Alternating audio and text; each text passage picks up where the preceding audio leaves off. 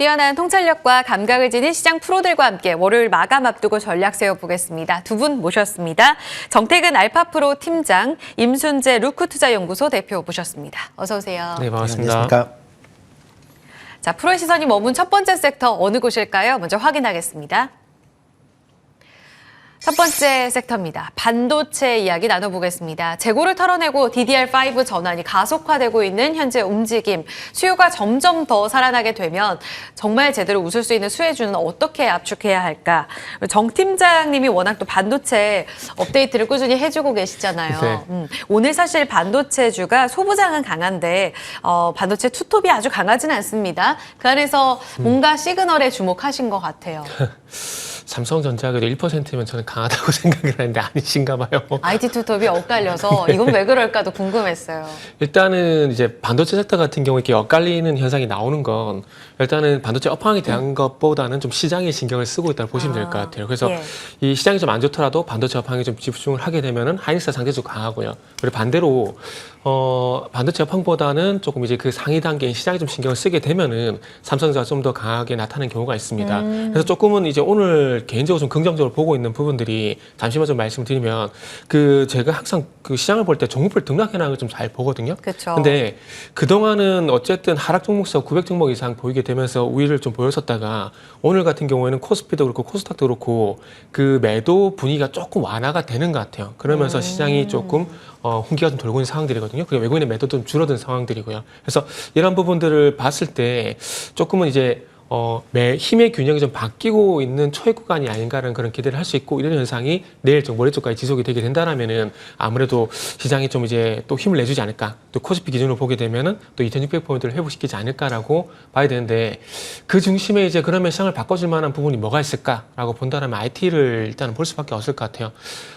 마이크론 실적이 이제 발표가 예정이 돼 있는데 진짜 이번에 이제 시장 가이던스, 그러니까 예상치대로 만약에 발표가 되게 된다라면은 정말 시장 그 업황 바닥이 되었던 확신이 좀 더 강화될 가능성이 높다는 거죠. 그렇게 된다면은 국내 반도체 기업들의 어떤 훈풍이 돌 가능성이 상당히 높고, 그리고 최근에 보시면 아시겠지만은 또 삼성전자 실적 가이던스 또 상향 조정을 했거든요. 그래서 이러한 분위기를 맞물려 봤을 때 IT 쪽으로 이제 훈기가 들어가게 되면서 다시 한번 IT가 시장을 이끌어주는 부분들이 좀 나타날 것 같고요. 그리고 오늘 이제 다른 분들이 좀 언급하셨는지는 잘 모르겠는데 자동차 쪽이 이제 조금 추가 하락이 좀 제한되는 것 같아요. 그러면은 시장 분위기가 바뀌게 되면서 IT 자동차가 시장을 이끌어주게 된다라면은 다시 한번 시장 반전을 이룰 수가 있기 때문에 오늘 이후에 좀 체크를 해야 될 부분은 좀 많아지지 않을까라는 말씀드리고 싶네요. 네, 하반기에 다시금 우리 전차주가 제대로 된 형님 역할을 해줄 수 있을지가 중요할 텐데 이 분기점에 있는 게 지금 이번 주 수요일 마이크론의 실적이라고 말씀하셨잖아요. 28일 내놓게 될 텐데 사실 적자 전망이 지난 2분기 회계 연도 때도 이미 가이던스가 나왔잖아요. 그렇죠. 3월에서 5월 이번 3분기 회계 연도 실적이 나올 때 바닥에 대한 시그널을 어떻게 좀 집중하면 될지, 컨퍼런스 콜에서 어떤 내용 나올지 지금 시장에서 주목하는 내용들을 좀 알려주세요. 참 이런 것들은 어찌 보면 정열적 분석이라든지 객관적 근거를 갖고 말씀드려야 되는데 요거는 아마 시장이 보고 싶은 건 볼 겁니다. 방금 말씀하셨듯이 적자는 지속이 되고 있어요. 근데 적자 폭이 줄어들었던 그 그것만 볼 거거든요. 예를 들게 되면은 지난 2분기 같은 경우에 이제 저는 그 미국 같은 경우는 영업이익보다는 주당 순이익 기준으로 보시면 되는데 주당 순이익이 이제 2분기 같은 경우 마이너스 1.9달러였어요. 그런데 이번에 1.59달러 정도 예상이 되고 있는 상황이거든요. 어찌 보면은 3분기 연속 적자가 지속이 되고 있다는 건 정말 안 좋다라고 보면 볼 수가 있겠지만 그걸 보는 게 아니라 전분기 되면 줄어들었네? 그러면 이제 더 이상 나빠지지 않겠네? 라고 시장이 만약에 인식을 하게 된다면 분위기가 확 바뀔 가능성이 상당히 높다라는 거죠. 그리고 이런 것들은 이제 조금 전에 서두에 말씀드렸듯이 시장이 보고 싶으면 본다는 것을 말씀드렸는데 상계 분기 적자는 아마 신경 아예 안 쓸 겁니다. 만약에 예상치대로 나오게 된다면 그러면 이제 미국의 필라델피아 반도체도 올라간다는 얘기 나올 거고 그러면 그 영향으로서 나스닥 기술도 좋게 되고 그러면 그 훈기가 고스란히 이제 우리나라 쪽으로 오게 된다는 거죠. 이게 정말 가장 좋은 시나리오라 좀 보시면 될 것 같은데 그래서 어쨌든 이제 시장 예상치에 부합을 하게 된다라면은 그동안 2분기 업황 바닥에 대한 얘기가 상당히 많이 나왔지 않습니까? 그러면 이제 거의 확신하게 되는 거죠. 확신하게 되면서 이제 반도체 봐도 된다, 바닥이다. 그러면 이제 소위 말하는 뭐가 되느냐면 또 저가 매수 이런 얘기들이 나올 가능성이 상당히 높다라는 거죠. 그래서 그런 부분들이 나오게 된다라면은 국내 반도체 기업들 같은 경우는 이제 삼성전자, 하이닉스는 당연히 좋을 거고요. 그리고 오늘 말씀하셨듯이 오늘 뭐 반도체 소부장도 좋은데 이 분위기가 좀 더 강화될 가능성이 있다라는 거죠. 그렇게 된다라면은 정말 이제 시장 분위기는 뒤집어지는 거다. 네, 이미 사실 조금 시그널 나왔는데 팀장님 짧게만 여쭤보면 네네네. 그 가이던스가 긍정적으로 안 나오더라도 주당 손실이 적자가 줄었다는 것만으로 네네. 시장은 안도한다? 네, 이렇게 그런 거죠. 보시는 거예요. 가이던스에 있어서는 힌트 크게 기대 안 하나요, 시장? 지금 가이던스 같은 경우는 너무 이렇게 깊게 보실 필요 없이 가이던스에 부합을 했느냐 못했느냐 그것만 보시면 돼요. 다음 분기보다는 네, 그렇죠. 이번에. 그래서 다음 분기가 전분기. 전분기 대비해서 손실폭이 축소가 됐고 그리고 그 손실폭 축소된 그 예상치 거기에 딱 부합한지 안 한지 그것만 보시면 될 것 같아요. 알겠습니다. 관전 포인트까지 들어봤는데 사실 그러면 메모리 업황이 정말 바닥을 칠 거야라는 기대감이라면 사실 메모리 쪽에 실적 그 비중 매출 비중이 큰 하이닉스가 더 강하게 움직여야 하는 거 아닌가라는 생각이 들잖아요. 근데 오늘 삼성전자가 앞서 정 팀장님 지적해 주신 대로 더 강합니다. 네. 하이닉스는 고전을 면치 못하는데 이게 정말 그냥 먼저 달려갔기 때문에 조정을 받는 것인지 아니면 일각에서 뭐 재무구조 악화 이야기도 있잖아요. 네. 임 대표님 왜 이렇게 하이닉스는 좀 답답할까요, 오늘? 일단 뭐 가장 컸던 게 뭐 먼저 올랐기 때문에 뭐 급등을 했었던 거에 영향이 제일 크다라고 보여집니다. 특히 AI 열풍이 불면서 관련된 이제 종목들이 좀 강한 그런 움직임을 보였다라는 거고요. 특히 뭐 미국 같은 경우도 최근에 이제 엔비디아 같은 경우는 뭐 약간 이제 조정을 받고 있던 그런 이제 모습들을 보이고 있고 이런 엔비디아의 HBM3 이제 칩을 공급한다라고 하는데 하이닉스 같은 경우도 같이 연동돼서 지금 조정을 받고 있는 거 아닌가라는 생각을 하고 있습니다.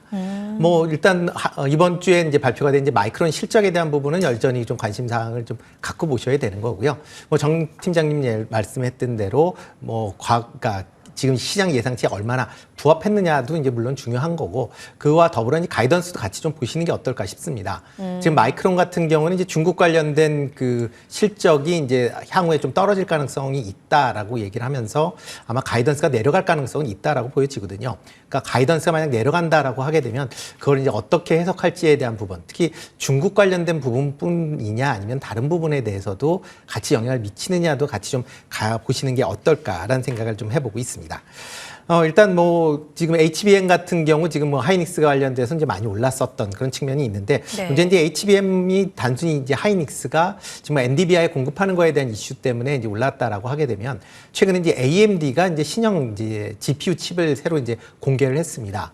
AMD 같은 경우는 뭐 SK 하이닉스보다 이제 삼성전자와 그 거래 관계가 있기 때문에 향후에 삼성전자와의 거래 관계가 좀 더 늘어난다라고 하면 지금 현재 그 엔비디아 중심의 AI 이런 시스템 서버 구축이 아마 다른 회사가 침범을 하면 그러니까 그러니까 들어오면서 관련된 점유율이 줄어들 수 있다라는 그런 우려도 같이 좀 크게 포괄적으로 영향을 미쳤다라고 보시면 될 것 같고요.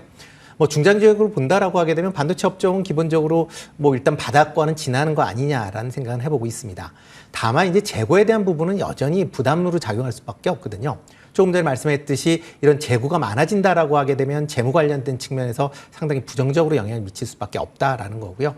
그런 부분이 어떻게 미칠지에 대한 부분도 아직까지는 좀 확인을 하실 필요는 있습니다. 다만 이제 DDR5나 그다음에 HBM3와 같은 고부와 같이 이런 메모리에 대한 시장은 향후에 계속 커질 수밖에 없는 그런 상황이고요. 특히 이제 DDR5 관련돼서 아마 하반기 이후서부터 본격적으로 출하가 증가한다라고 하게 되면 그래서 어떻게 보면 오늘 같은 경우 DDR5 관련된 종목들이 강한 그런 이제 흐름세를 보이는 거와 같이 맥을 같이 하는 거 아닌가라는 생각을 해보고 있습니다. 그렇기 때문에 지금 상황에서는 완성 이런 이제 반도체 업체도 물론 이제 관심 있게 보실 필요가 있지만 DDR5나 그다음에 HBM3와 관련된 이제 고대역대 메모리 쪽에 이제 소부장 관련 쪽으로 조금 더 관심 있게 보실 필요가 있지 않을까라는 생각을 해보고 있습니다. 그래서 오늘 또 소부장들이 형님들보다 잘 나가는 시그널이 지난주부터 이어지고 있다라고도 해석할 수 있을 것 같아요. 그리고 조금씩 시그널이 명확하게 나온 쪽이 가격 반등이 일단 나와야 하잖아요. 근데 DDR4 기준으로 현물 가격이 점차 좀 반등하는 모습이 뉴스를 통해 계속 확인이 되고 있습니다. 여기에다가 매번 강조해주고 계시는 방금 임 대표님도 말씀하신 DDR5 전환 가속화되게 되면 본격적으로 하반기에는 뭐 크게 우려할 게 전혀 없을까요? 그러게요. 이게 내년에 가서 비중이 확대되는 리포트가 나왔다가 최근에 와서도 계속 바뀌고 있거든요.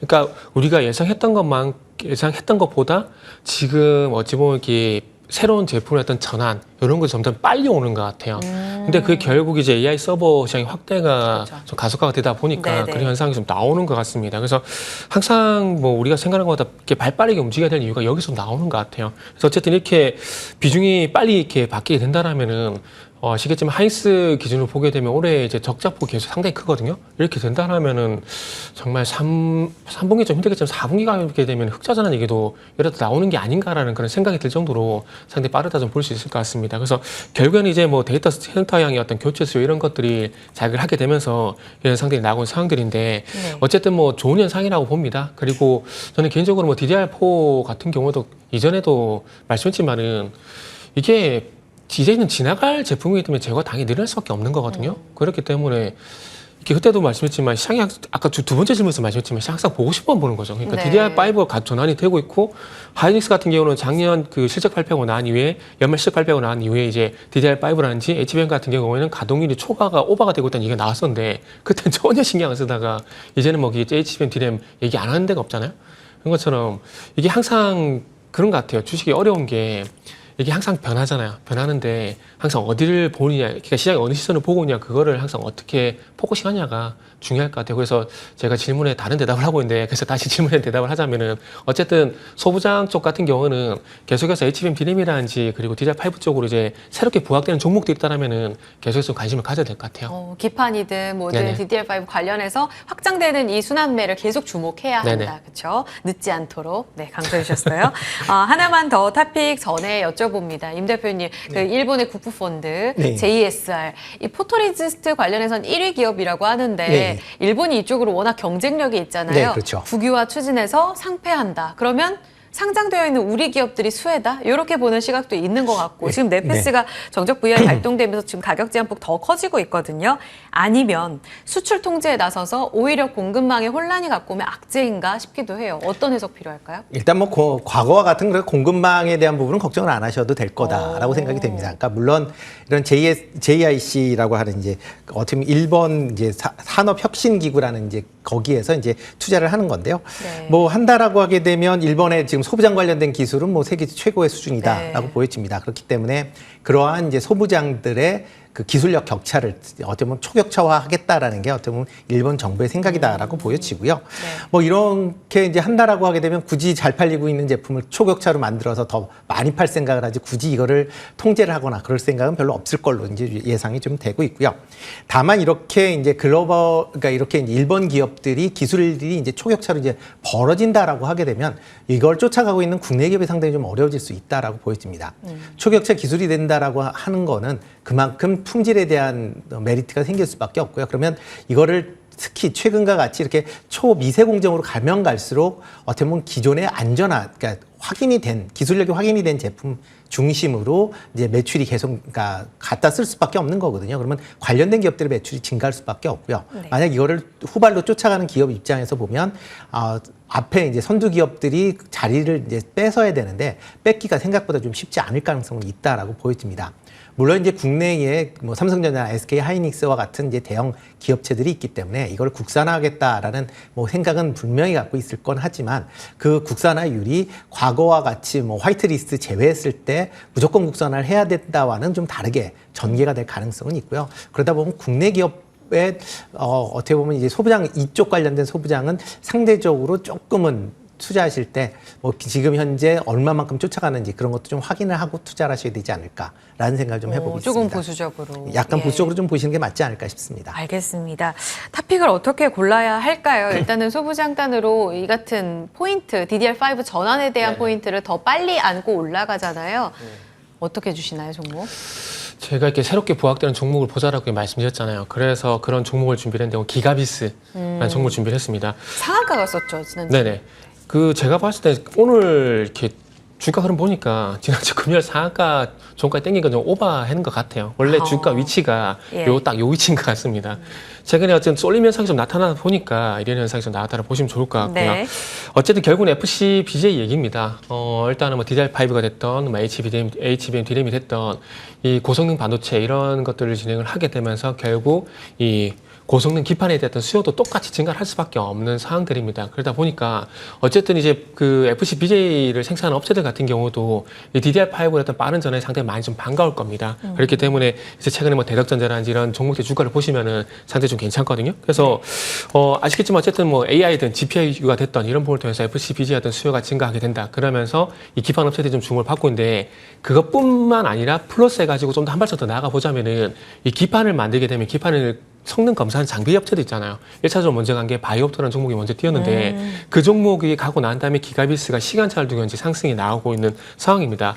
이 FCBGA 검사 장비 업체가 우리 국내 상장사 2개밖에 없거든요. 바이오옵터로 요구하고 요 2개밖에 없습니다. 그래서 일단 이제 그 기가비스 같은 경우는 반도체 기판의 어떤 회로 이 불량이 인지인지 그걸 검사한다고 보시면 될 것 같아요. 그래서 이 검사를 하고 난 다음에 수리까지 하게 되면 수율을 올려준 장비이기 때문에 그리고 중요한 건 또 우리나라 반도체 선도업체들 쪽으로 다 공급을 하고 있는 상황들이기 때문에 충분히 좀 수혜가 되는 기업이라 봐야 될 것 같아요. 그리고 굳이 또 이 종목을 선택한 이유가 뭐냐면은 항상 신상 찾잖아요. 그래서 지금 기가비스가 상장한 지 얼마 안 되는데 이런 반도체 FCBGA 내에서 어떤 새로운 수혜주, 새로운 수혜주라는 그 측면에서 보게 된다라면은 한 번쯤은 좀 관심을 가져볼 만한 생각에 네. 기가비스 준비를 했습니다. 가격 전략은요? 네, 그래서 목표가는 일단 10만 원 일단 보고 있고요. 손절가 같은 경우는 82,000원 제시하도록 하겠습니다. 시장의 니즈에 맞게 뉴페를 또 찾아주셨는데요. 기가비스 10만 원까지 봅니다. 새로운 뉴페 또 퍼포먼스 기대해 보면서 첫 번째 섹터 정리하고요. 두 번째로 가겠습니다. 두 번째 프로의 시선이 머문 곳으로 가보겠습니다. 자, 두 번째 섹터입니다. 바로 건설기계입니다. 특히 오전장에 더 강했어요. 상반기에 다들 기억하시겠지만 실적 너무 좋았습니다. 이 실적 우등생이 하반기에도 북미, 신흥, 재건 모멘텀까지 업고 다시 또 주인공이 될 수 있을지 우리 임 대표님께서 가져와 주셨는데 오후장의 탄력이 조금 아쉽긴 합니다. 네, 그렇죠. 일단 선정하신 이유부터 여쭤볼까요? 네, 일단 뭐 실적 개선세가 가장 이제 크다라고 보시면 될 것 같습니다. 뭐 이제 6월이 이제 거의 마감이 되고 있기 때문에 2분기가 끝난다라고 하게 되면 실적 관련된 주에 대한 관심 사항이 더 커질 걸로 예상이 되고 있고요. 뭐 그 대표적인 게 이런 뭐 건설 기계 장비 관련 종목이다라고 보시면 될 것 같습니다. 특히 이제 미국의 이제 인프라 투자가 이제 확대가 되면서 관련된 이제 투자 수혜가 좀 기대가 된다. 라고 보시면 될 것 같고요. 뭐 최근 들어 뭐 미국 같은 경우는 21년도에 1조 2천억 정도의 이제 대규모 인프라 법안이 통과된 이후에 본격적으로 이제 인프라 투자가 이루어지고 있다라고 보시면 되겠습니다. 그렇기 때문에 뭐 미국 관련된 뭐 인프라 관련된 기업들은 다 지금 주가가 상당히 이제 좋은 그런 상승세를 이제 보이고 있다라고 보시면 될 것 같고요. 여기에 이제 글로벌 관련돼서 건설 투자가 계속 좀 확대되고 있는 그런 상황입니다. 각국에서 이제 경기가 둔화가 되면서 이제 경기 둔화를 회복하기 위해서 대규모 이제 인프라 관련된 투자가 이루어지고 있는 그런 상황이다라고 보시면 될 것 같고요. 뭐 미국뿐만 아니라 뭐 EU나 뭐 인도 같은 지역에서도 지금 대규모 인프라 투자를 지금 진행을 하고 있는 그런 상황입니다. 여기에 뭐 중국도 뭐 인프라 투자를 지금 진행을 하겠다라고 얘기를 하고 있고요. 여기에 이제 덧붙여서 이제 최근에 그 우크라이나가 뭐 지금 종전 얘기가 이제 조금씩 나오면서 뭐 재건 얘기가 나오고 있는데 그거는 이제 덤으로 좀 생각을 하시는 게 낫지 않을까라는 생각을 해보고 있습니다. 여기에 또 하나가 이제 원자재 가격이 최근에 이제 급등을 하면서 이제 원자재 채굴 관련된 수요가 계속 증가하는 그런 모습을 좀 보이고 있습니다. 특히 뭐 2차 전지를 비롯해서 여러 이제 소재 관련된 그런 이제 핵심 광물에 대한 수요가 계속 증가를 하면서 관련돼서 이제 채굴량을 좀 증산을 해야 되는 그런 상황들이 이제 당면에 있고요. 이런 이제 채굴 광산이 많은 중남미나 동남아 지역 중심으로 채굴용 기계에 대한 수요가 증가하고 있다는 것도 실적 개선세가 이어질 수 있는 뭐 그런 주요한 원인 아닌가 싶습니다. 네, 그 긴 트렌드에서도 주목을 받을 수 있다. 네. 근데 오늘 뜨거운 뉴스 중에 하나가 이제 현대건설 소식 아닙니까? 네네. 아미랄 프로젝트 따냈어요. 네네, 근데 해외 건설이라든지 건설 기계도 그렇고 하반기 모멘텀에 이 해외 수주 모멘텀을 다들 장착하고 있었단 말이에요. 네. 건설 기계 쪽으로 오늘 현대건설의 뉴스가 영향을 미칠 거라고 보세요? 일단 뭐 좀 제한적으로 미칠 것이다라고 생각을 하고 있습니다. 뭐, 있긴 있는데. 네, 있긴 있는데 이제 제한적이다라고 보시면 될 것 같고요. 물론 이제 국내에서 해외 수주를 많이 한다라고 하게 되면 그만큼 이제 국내 건설 장비가 갈 확률이 많아지겠죠. 특히 이제 뭐 현대건설 같은 경우는 뭐 오늘 그래서 이제 현대건설과 이제 범현대가인 HD 현대의 다 초반에 좋았잖아요. 초반에 상당히 좀 강한 그런 모습을 예. 보였는데요. 뭐 일단 뭐 관련된 부분은 긍정적으로 이제 미칠 수는 있지만 그거보다는 다른 지역, 특히 이제 북미 지역의 매출세가 어떻게 움직이느냐가 좀 더 실적, 그러니까 주가 흐름에 좀 더 민감하게 반영하지 않을까라는 생각을 해보고 있습니다. 뭐 중동 관련돼서도 물론 이제 추가적인 이제 매출 기대감은 있을 수밖에 없는 거고요. 최근에 뭐 유가가 뭐 뭐 70달러 선을 계속 유지를 하고 있습니다. 그러니까 코로나 이전에 비해서 한 2배 정도 지금 올라 있는 그런 수준이다라고 보여지고요. 그러다 보니까 이제 중동 국가들이 이제 자금력이 많아지면서 뭐 관련된 이제 뭐 다양한 여러 이제 프로젝트가 진행될 걸로 기대를 하고 있습니다. 뭐 이번에 이제 사우디 관련된 석유 프로젝트도 있지만 뭐 장기적으로 본다라고 하게 되면 네온시티 관련된 부분을 좀 더 보시는 것도 맞지 않을까. 뭐 작년 이후에 뭐 계속 좀 올해 내에는 지금 계속 좀 쉬어가고 있는 그런 분위기인데 다시 좀 수주가 이뤄진다라고 하게 되면 뭐 네옴시티와 같은 그런 이제 도시건설 프로젝트도 이제 진행될 가능성은 있으니까 그럴 때는 조금 관심 있게 좀 보실 필요는 있다라고 보여지지만 이게 주가 된다라고 하기에는 조금 이르지 않을까라는 생각을 해보고 있습니다. 네옴시티 관련해서도 이제 수주가 서서히 들어오게 되면 그때부터 본격적으로 중동 모멘텀을 기대할 그렇죠. 수 있다는 말씀이시죠? 네, 그때 아마 관심을 가지시는 게 맞지 않을까. 뭐 지금은 그거보다 이제 북미나 아니면 뭐 신흥국 시장, 뭐 중동을 제외한 뭐 동남아나 뭐 중남미 쪽에 매출이 얼마만큼 증가하고 있는지를 좀 더 보시는 게 맞지 않을까 싶습니다. 당장 하반기에는 북미와 신흥국 이 수주 쪽이 아무래도 실적의 키가 될 거다. 오늘 보니까 HD 현대 그룹 쪽에서 업계 처음으로 TCFD 그러니까 기후 관련 재무 정보 공개 협의체 이걸 처음으로 공개를 했다고 하더라고요. 앞으로 이쪽 안에서 그러니까 ESG의 가치에 어느 정도의 경영 가치를 부각시키느냐 네. 이것이 좀 핵심이 될 것 같은데 건설기계 sek터 안에서도 ESG 바람이 불게 되면 기업 가치 재평가에 긍정적이다 이렇게 보세요, 정 팀장님. 이게 기업 평가에는 뭐 제 개인적인 생각이지만은 기업 평가에는 긍정적이겠죠. 아무래도 ESG 같은 경우 기업 평가 지수에 들어가게 되면은 그 높은 점수를 받게 되면 당연히 좋은 얘기가 나올 건데. 관련 펀드도 있고 하니까. 네.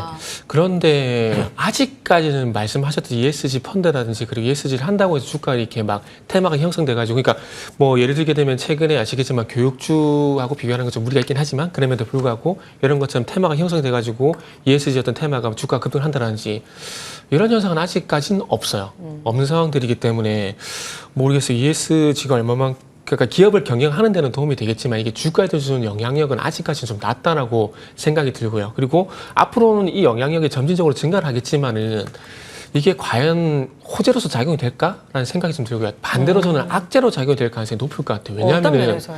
만약에 그러니까 뭐 탄소 배출이라든지 이런 것들 통해서 이런 것들을 기업 활동에 적용시키지 않게 된다라면은 만약에 이제 건설기계 쪽 예를 들게 되면은 건설기계 같은 경우에도 보면 아시겠지만은 이게 결국에는 화석연료를 쓰지 않습니까? 거기서 발생된 어떤 매연이라든지 이런 것도 있을 건데 이런 조치를 하지 않게 되면 수출을 못 하게 되는 건 상들이 올 거거든요. 그런데 중요한 건 이걸 반대로 뒤집어 가지고 뭐 수소지기 차는데 이렇게 했을 때 네.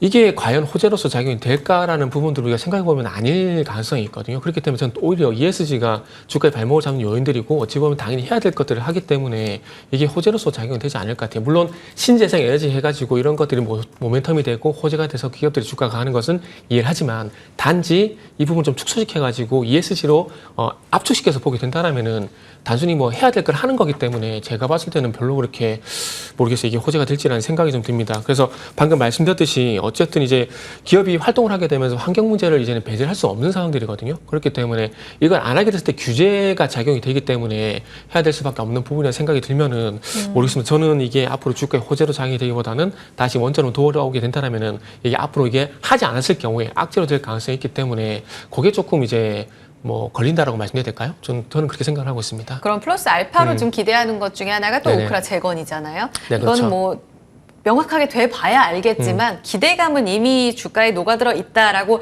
전문가들은 많이 보고 있더라고요. 네네. 지금 종전 시기가 좀 빨라져 오고 있는데 오늘 공교롭게도 재건 모멘텀 기대했던 종목들이 다 윗꼬리가 달리면서 네네. 좀 운봉전환 됐단 말이에요. 이런 측면에 있어서 연속성은 어느 정도나 볼 수 있을지. 저는 개인적으로 반영되고 있는 중이라고 봅니다. 만약에 이게 선반영이 됐다라면은 네. 이 우크라이나 재건 관련주들 같은 경우에 지금도 들썩거릴 이유가 전혀 없다고 봅니다. 그런데 지금까지 어쨌든 이슈가 나왔을 때 주가가 조금씩 계속해서 들썩인다는 것 자체가 네. 저는 아직도 반영되고 있는 중이라고 보는 거죠. 네. 그리고 또 중요한 것은 우크라이나 재건 관련된 종목들 같은 경우는 이제 방금 질문하신 거에 대해서 조금 진보를 해보자면은 그동안 데모라든지 뭐 SI 같은 종목들 이제 우크라이나 재건 얘기 나올 때마다 많이 부각이 됐었잖아요. 네. 그러면은 이제 앞으로 부각되지 않은 종목들이 분명히 나올 겁니다. 그러면 그쪽으로 이제 그러니까 그 테마 내에서도 그런 종목들 쪽으로 이제 순환매하는 게 어찌 보면 수익률 측면에서 더 나을 가능성이 있다라는 거죠. 그래서 저는 그런 쪽으로 미리 좀 대비를 하셨으면 좋겠다라는 말씀을 드리고 싶어요. 새로운 종목을 계속 찾아가는 게 중요하다는 포인트를 네. 계속 강조해 주고 계세요. 알겠습니다. 그럼 애도 이 실적주가 좋기 때문에 건설기계의 정통적인 종목들 꾸준히 보자는 목소리도 있잖아요. 1분기만큼 2분기에도 피크아웃이 아니라 오히려 더 경신해 나갈 가능성 있다고 보시는지 좀 짧게 실적 프리뷰 들어볼게요. 네, 뭐 2분기에도 영업 실적은 뭐 계속 좋아질 걸로 예상이 되고 있습니다. 뭐 3개 회사, 뭐 대표적으로 뭐 HD 뭐 현대건설기계, 그다음에 HD 현대인프라코아, 뭐 두산바켓, 뭐 3대 회사의 뭐 매출 같은 경우는 지금 뭐 10에서 15% 정도 이제 증가할 걸로 지금 예상되고 있고요. 영업이익 같은 경우는 지금 뭐 HD 현대건설 같은 경우는 뭐 100% 이상 증가할 걸로 지금 예상을 하고 있습니다. 그럼에도 불구하고 지금 PER 수준을 본다라고 하게 되면 지금 뭐 7배에서 8배 수준에 불과하기 때문에 뭐 지금 코스피의 평균 PER 13배에 비해서는 상당히 좀 낮은 그런 편이다라고 보시면 될 것 같고요. 하반기 이후에도 북미 중심으로 해서 뭐 이런 계속 매출이 증가세가 이어질 걸로 예상이 되고 있기 때문에 뭐 지금 당장 뭐 실적이 잘 나와서 피크아웃이냐라는 거는 조금 이른 그런 이제 판단 아닌가라는 좀 생각을 해보고 있습니다. 네. 여기에 이제 중국 관련된 부분은 이제 덤으로 좀 생각을 하시는 필요는 있지 않을까. 뭐 중국 같은 경우도 인프라 관련된 투자가 이제 새롭게 뭐 진행이 되겠다라고 얘기를 하고 있으니까 그런 부분에 대해서 기대를 해서 투자를 한다라기보다는 원래 실적이 좋은데 그쪽으로도 추가적인 실적이 나오는구나라는 그런 수준에서 중국 관련된 매출은 기대해 보시는 게 다 지금 상황에선 맞지 않을까 싶습니다. 거의 다 신고가 부근입니다. 어디에 올라타야 돼요? 탑픽이요. 네, 그중에서 뭐 두산 밥캣 좀 관심 있게 보시면 어떨까 싶습니다. 뭐 2분기 실적도 뭐 여전히 좋을 걸로 예상이 되고 있고요. 지금 뭐 2분기 시장 컨센서스가 매출은 2조 5,584억으로 한 17% 증가할 걸로 예상이 되고 있고요. 영업이익도 3,383억으로 한 11% 증가할 걸로 예상이 되고 있습니다. 특히 이제 미국 내에 뭐 지금 현지 생산 공장을 갖고 있기 때문에 미국에서 뭐 관련된 그런 이제 매출이 증가할 가능성은 좀 더 크다라고 보여지고요. 특히 이제 미국 내에서 이제 이제 연방 부채 한도가 이제 타결이 되면서 본격적으로 이제 하반기 이후에 인프라 관련된 투자가 자금 집행이 커질 걸로 예상이 되고 있습니다. 그렇다 보면 상반기보다는 하반기에 실적이 더 좋아질 걸로 예상이 되고 있고요. 최근 이제 주가가 좀 출렁거렸었던 이유는 두산 에너빌리티가 지분의 5% 이제 매각을 하면서 주가가 좀 출렁거렸습니다. 네. 근데 이거는 뭐 단기적인 그 이슈로만 좀 생각을 보시면 되지 않을까. 뭐 물론 이제 물량이 한 500만 주 정도 되니까 작지 않은 물량인 건 맞습니다. 그렇지만 뭐 그 정도는 두산 밥켓의 이제 실적을 감안한다라고 하게 되면 충분히 커버할 수 있다라고 생각이 되고 있고요. 뭐 최근 기간이 지금 뭐 4거래일 연속 한 200만 주 정도 순매수를 했고요. 연기금도 한 130만 주 가까이 지금 순매수를 하고 있습니다. 그렇기 때문에 그런 점을 좀 관심이 있어 보시면 좋을 것 같고요. 일단 뭐 목표 가격은 조금 높게 봤습니다. 한 7만 원 정도 때까지 뭐 충분히 올라갈 수 있다라고 생각이 되고 있고요. 손절은 5만 원대 하시면 어떨까 싶습니다. 네, 달리는 말에 올라타는 전략입니다. 지금 7만 원까지 보면서 두산밥켓 단기적으로 조정받은 이 기회를 활용해 보자. 7만 원까지 보는 전략도 기억해 주시기 바랍니다. 프로의 시선 여기서 마무리하겠습니다. 정태근 팀장, 임순재 대표와 함께했습니다. 고맙습니다. 네, 감사합니다. 고맙습니다.